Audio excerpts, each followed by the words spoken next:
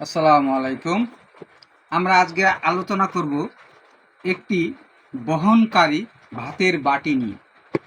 Company এই বাটিগুলো তৈরি করেছে খুব সামঞ্জস্যপূর্ণ এবং কি এক্সক্লুসিভ টাইপের, কিন্তু এই বাটিটির মধ্যে একটি রাবার দেওয়া হয়েছে।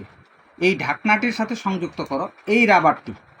এই বাটিটি আমি যখন কিনেছি এটি 150 টাকা দিয়ে কিনেছি, কিন্তু এই বাটির ভিতরে এই রাবারটা দেওয়ার কারণে বাতাস চলাফেরা করতে পারে না, ভাতগুলো খুব ভালো থাকে। আমরা গার্মেন্টসে চাকরি করি, কিন্তু এই রাবারটি বেশি দিন টিকসই যোগ্য নয়।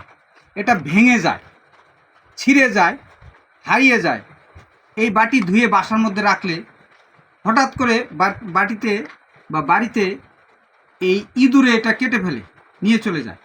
তারপর এই বাটিটা আর ভাত বহন করা যায় না। ভাত নিয়ে গেলেও ভাতে বাতাস ঢুকে ভাত নষ্ট হয়ে যায়, শীতের সময় ঠান্ডা হয়ে যায়, ঠিক থাকে না। কোম্পানিকে অনুরোধ করব এই রাবারটা এটার সাথে কিভাবে ড্রাই সেলস করে দেওয়া যায় এবং অ্যাডজাস্ট করে দেওয়া যায়। সেই জন্য আমরা গার্মেন্টসের শ্রমিক আছি যারা এই বাটিগুলো কিনে অনেক হয়রানি হচ্ছে। এই তরকারির বাটির মধ্যে একই অবস্থা, এই রাবারটা দীর্ঘদিন থাকে না। একটা বাটি যদি আমি 90 দিন ব্যবহার না করতে পারি, 180 দিন ব্যবহার না করতে পারি, তাহলে তো আমার পোষাবে না।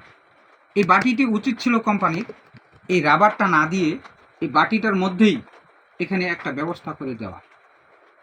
আমি কোম্পানির কাছে অনুরোধ করব এই বাটিগুলো যেন আরও ভালোভাবে তৈরি করে, রাবারবিহীন, রাবার ছাড়া।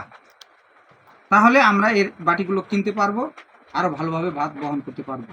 আজকে এইটুকুই আমি বললাম, কোম্পানির কাছে অনুরোধ করলাম।